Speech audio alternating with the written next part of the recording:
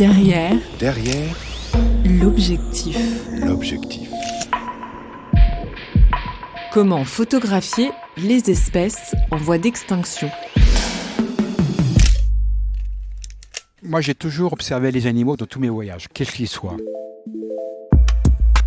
Je me suis beaucoup renseigné, j'ai compris que la 6e extinction est la seule extinction qui est due à l'homme, que les précédentes étaient dues à des causes naturelles, donc ça m'a un peu interpellé et inquiété.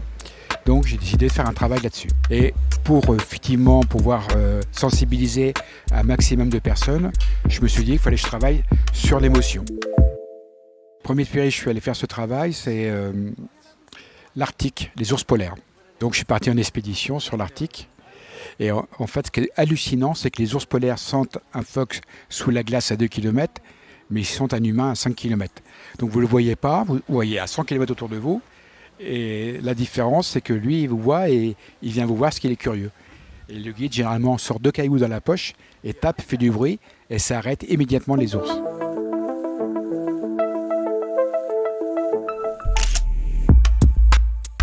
Je fais confiance à mon intuition. Et en fait, pour approcher les animaux, je fais toujours la même chose.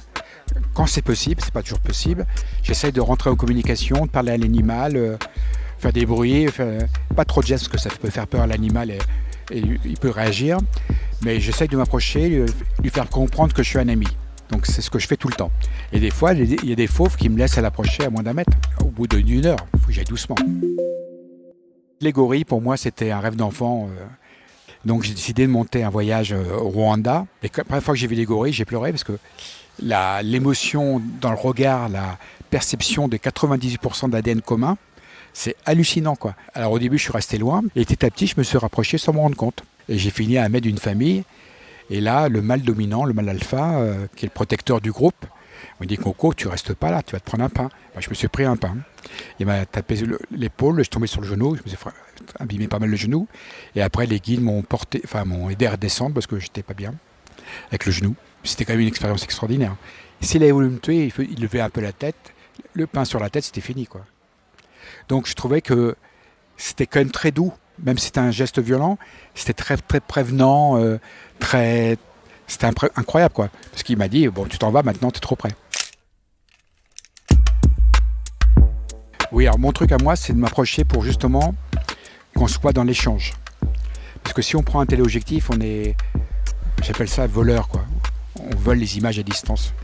Mais je préfère venir me faire accepter et en étant proche, l'animal vous sent proche et là on peut avoir des belles émotions. Que de loin, on peut avoir des bonnes émotions évidemment, mais pas aussi profondes au niveau, je trouve, message, quoi.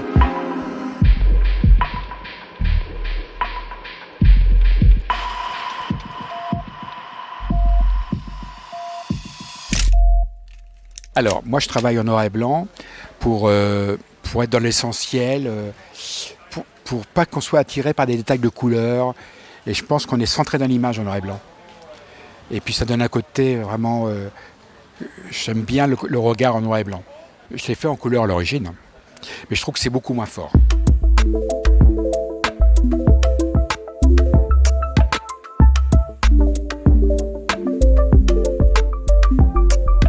Vous savez qu'aujourd'hui, il y a des espèces qui disparaissent qu'on n'a pas eu le temps de recenser. Et moi, je pense qu'il faut toucher les gens par l'émotion. Et l'émotion peut attirer un regard, une sensation. Et je pense comme ça, on a plus de chances d'être solidaire par rapport à tout ça. En ayant une démarche esthétique sur l'animal, j'espère pouvoir susciter plus de réactions sur la protection que du bourrage de crâne en disant oh, non, je ne suis pas pour. Je préfère montrer la beauté des choses pour qu'on ait envie de les protéger. Derrière l'objectif. Vous avez aimé cet épisode? N'hésitez pas à le noter, le partager, le commenter.